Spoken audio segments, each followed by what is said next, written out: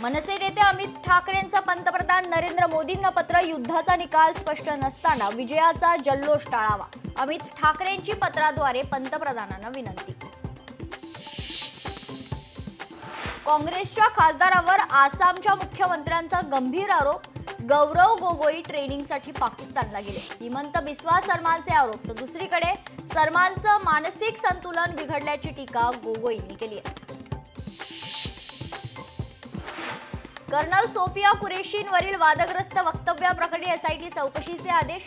विजय शहांनी खरोखर माफी मागितली की मगरीचे अश्रू ढळले, सर्वोच्च न्यायालयाचा सवाल. ज्योती मल्होत्रानंतर 10 जणांवर देशद्रोहाचा आरोप. पाकिस्तानला भारताची संवेदनशील माहिती पुरवल्यानं 10 जणांना अटक. भारतातील घरभेदींवर सुरक्षा यंत्रणांची कारवाई. हरियाणातील ट्रॅव्हल ब्लॉगर ज्योती मल्होत्रावर सोशल कारवाई. लाखभर फॉलोअर्स असलेलं इंस्टाग्राम अकाउंट बंद. पाकिस्तानसाठी हेरगिरी केल्याचा आरोप असल्यानं कारवाई. भारतीय संघाने आशिया कपमधून माघार घेतल्याची सूत्रांची माहिती. बीसीसीआयनं पाकिस्तान क्रिकेट बोर्डाशी सर्व संबंध तोडले. पाकिस्तान विरोधात बीसीसीआयची कठोर भूमिका कायम. रायगडमध्ये शिवसेना राष्ट्रवादीतील वाद टोकाला. भरत गोगावलेंचं सुनील तटकरेंना ओपन चॅलेंज. निवडणुकीतील आकडेवारीबाबत खरं खोटं करायचं असेल तर मंदिरात या, गोगावलेंचं आवाहन.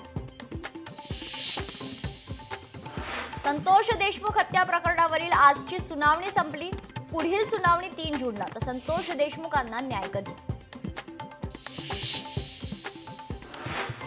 गौरवशाली महाराष्ट्र दर्शन प्रदर्शनाचं मंत्रालयात उद्घाटन. उद्घाटनादरम्यान एका कार्यकर्त्याकडून मंत्रालयात गोंधळ. 1 मराठा लाख मराठाच्या घोषणा.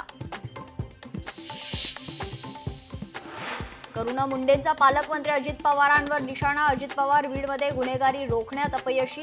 धनंजय मुंडे अजूनही गुन्हेगारांच्या पाठीशी असल्याचा करुणा मुंडेंचा आरोप.